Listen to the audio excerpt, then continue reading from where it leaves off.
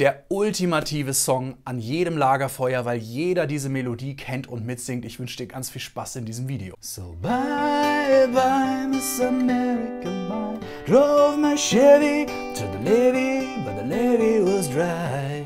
And good old boys were drinking whiskey and rye, singing this will be the day that I've died. This will be the day that I've died.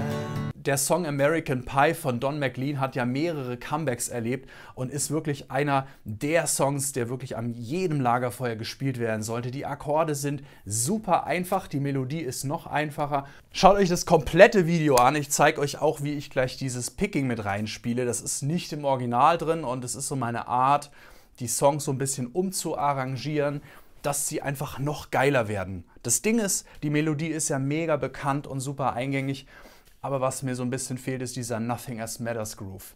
Und das bekomme ich, wenn ich die Lieder so ein bisschen uminterpretiere und die Akkorde, die vorgegeben sind, so ein bisschen anders ausdrücke auf der Gitarre. Ich will euch das alles auch Stück für Stück mal zeigen. Gebt dem Video einen Daumen hoch, wenn dich das Arrangieren interessiert. Wenn du sagst, ich würde gerne wissen, wie man auf dem Griffbrett die Akkorde so ein bisschen anders interpretiert, sag mir Bescheid. Und aus diesem Grunde fangen wir auch direkt mit dem Chorus an. Wir starten mit dem G-Dur und ich empfehle dir wirklich dieses Mal den Profi-G-Dur zu spielen, also nicht mit dem Mittelfinger oben, sondern mit dem Ringfinger oben zu spielen. So als tätest du einen C-Dur-Akkord ansetzen, aber eben eine Seite höher von der Richtung her. Also auf der tiefen E-Seite und auf der A-Seite brauchen wir den Mittelfinger und den Ringfinger. Ja, so sieht eigentlich ja der C-Dur aus und wir setzen die beiden einfach mal hier oben hin. E-Seite, dritter Bund und A-Seite, zweiter Bund. Ja? So, der kleine Finger ist unten auf dem dritten Bund der hohen E-Seite natürlich und wir haben einen vollständigen G-Dur am Start.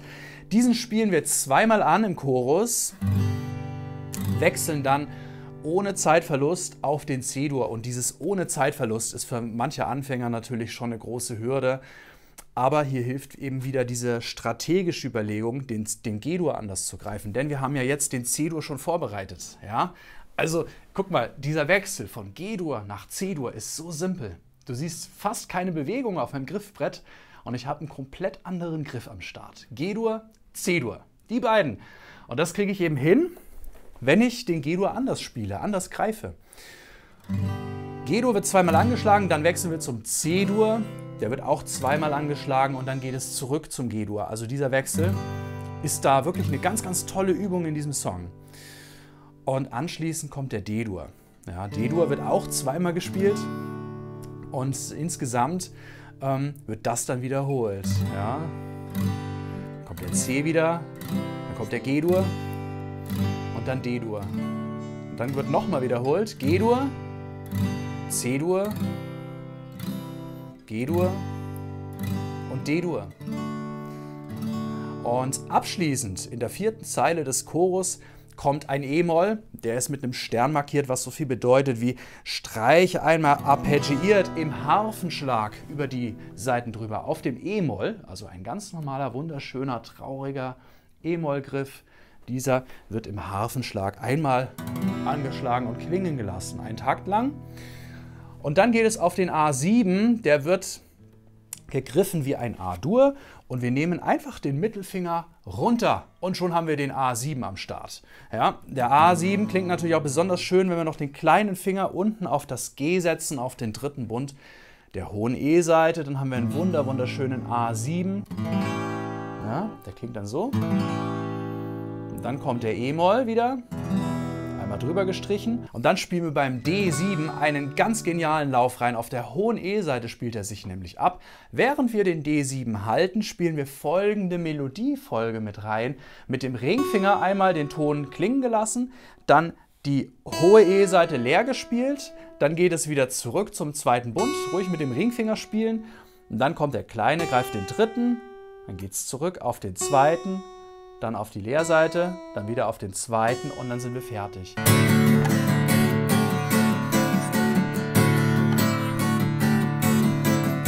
In diesem weltbekannten Chorus, den jeder mitsingen kann, fangen wir mit unseren Akkorden immer ein bisschen verspätet an zu spielen. Der Gesang startet und dann kommt erst der Anschlag für den Akkord. Das klingt dann so, so bye, und dann zweimal über jeden Akkord. Und dann geht's zum C-Dur. By Miss American Pie drove my Chevy to the levee, but the levee was dry. Wir spielen den Chorus jetzt einfach nochmal flüssig durch und bleibt dran, wir haben noch ein paar sehr, sehr spannende Tricks am Start.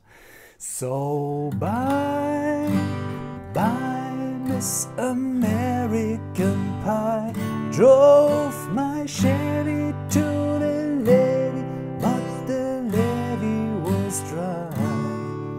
Them good old boys were drinking whiskey and rye, singing this will be the day that I die. This will be the day that I die.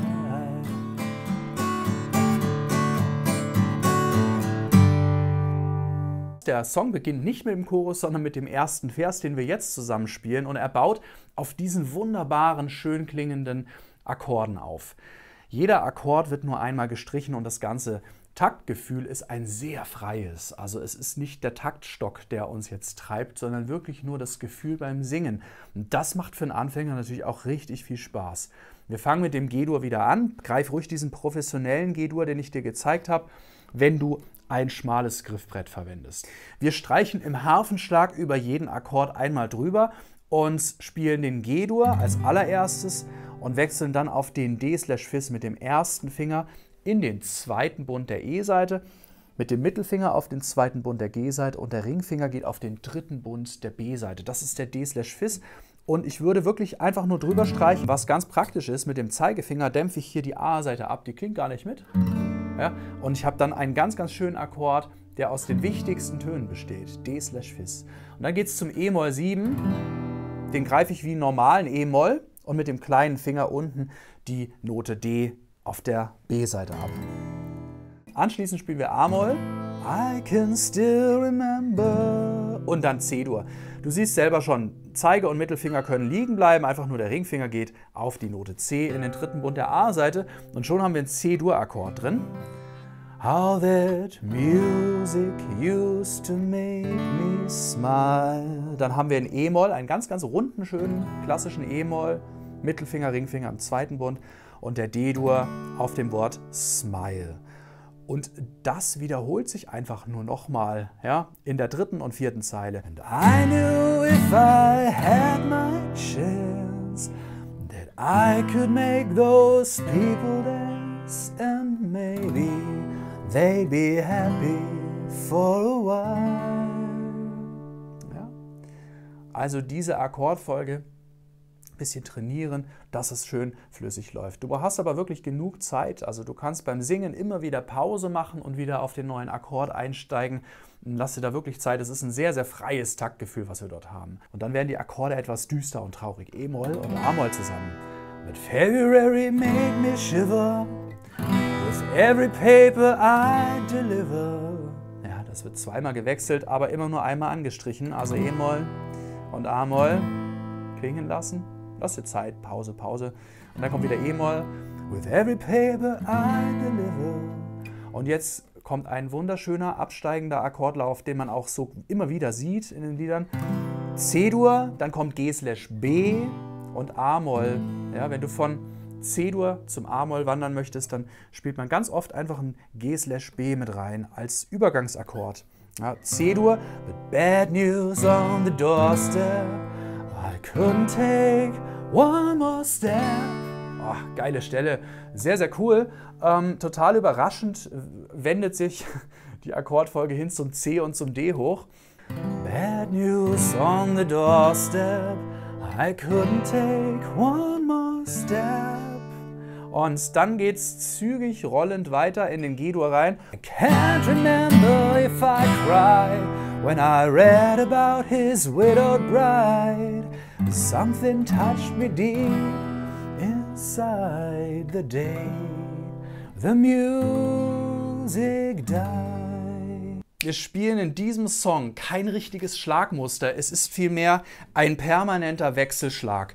Ab, auf, ab, auf, ab, auf, ab, auf, ohne Unterbrechung. Allerdings wird dann, wenn man ein bisschen besser ist, ein bisschen mit der Dynamik noch gespielt. Also mal diese Wechselschläge werden so Akzente reingesetzt und dann klingt das nachher total cool. Aber merkt ihr einfach erstmal Folgendes, ein ganz lockeres Handgelenk, das Plektrum wird locker festgehalten und über die Saiten aber sehr zügig drüber geschlagen. Deswegen sprechen wir auch von Schlaggitarre. Ja? Also, ja, es ist immer so ein leichter Klaps, den wir auf die Saiten drauf geben. Und das ist auch genau dieses Feeling, was wir eben haben wollen. Es ist nicht zu kräftig, nicht zu reißerisch, sondern wirklich halt groovy und locker. Ja? Und im späteren Verlauf des Songs wird auch eben ganz genau dieses Anschlagmuster dann verwendet. Anschlagmuster heißt in diesem Fall wirklich Wechselschläge pur. Did you write the book of love and do you have faith in God above? If the Bible tells you so. So, und jetzt zeige ich dir mal noch dieses Picking, was ich spiele, um den Chorus so ein bisschen smoother zu begleiten, als ich es eigentlich im Original tun würde.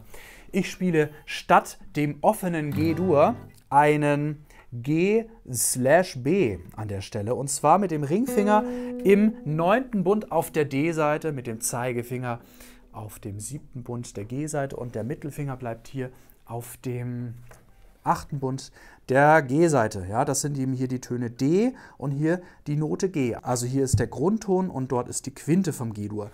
Diese beiden Töne decken sich ganz stark natürlich auch mit den restlichen Akkorden im Chorus. Das heißt, hier habe ich mir so eine kleine, ja, so U2-mäßig, so ein kleines tonales Zentrum aufgebaut. Ich könnte diese Töne also als Begleitung immer durchwechseln und der Bassist könnte meine Grundtöne spielen. Dann hätte ich hier eine ganz, ganz feine, engelsartige Gitarrenbegleitung. Total geil.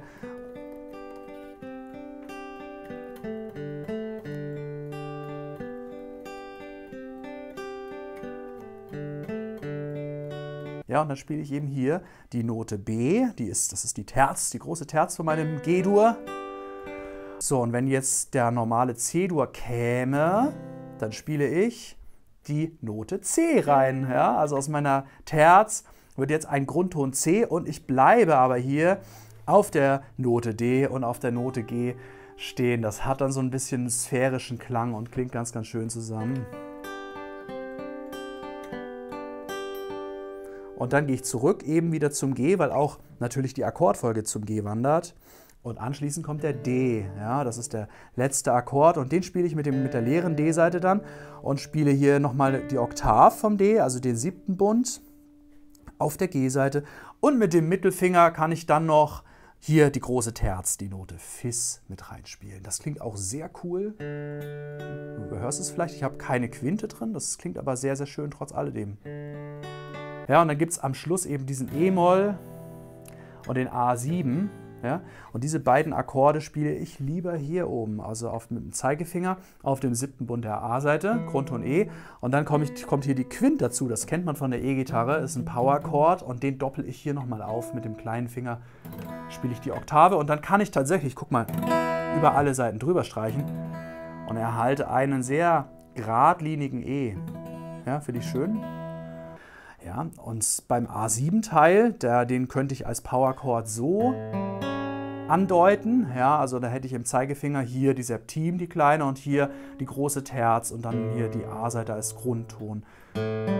Diese 3 Töne, aber das ist mir noch nicht genug. Ich baue meine Terz nochmal mit einer Sus 4 aus und da kommt bei mir die Gänsehaut raus, ganz ehrlich. Guck mal. Oh, geil, oder? Hör das mal an.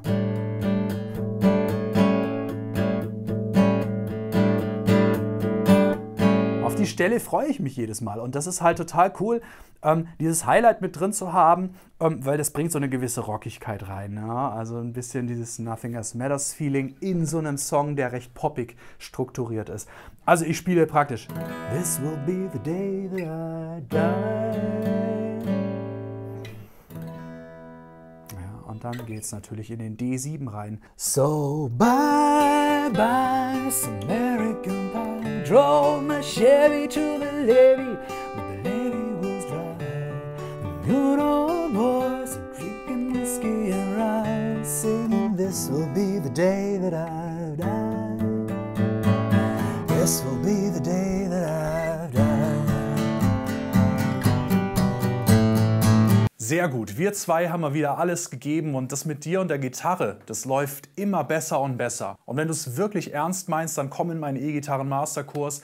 Das ist die erste E-Gitarren-Grundausbildung, die dich professionell von null in die Band bringt, in 7 Monaten, in sehr, sehr kurzer Zeit. Da ist einfach das systematische, aufeinander aufbauende Lernen der riesengroße Unterschied zwischen dir und zwischen anderen YouTube-Gitarristen, weil du einfach dadurch in sehr kurzer Zeit sehr viel weiterkommst, bis in die Band. Das Beste ist, es funktioniert in jedem Alter und es macht wahnsinnig viel Spaß. Und ansonsten viel Spaß im nächsten Video. Dort gibt es ein paar clevere Gitarrentricks, die du zu Hause sehr leicht umsetzen kannst. Mir hat es wieder viel Freude gemacht heute. Gib dem Video einen Daumen hoch. Ich freue mich aufs nächste Mal. Hau rein, dein Georg Norberg. Tschüss.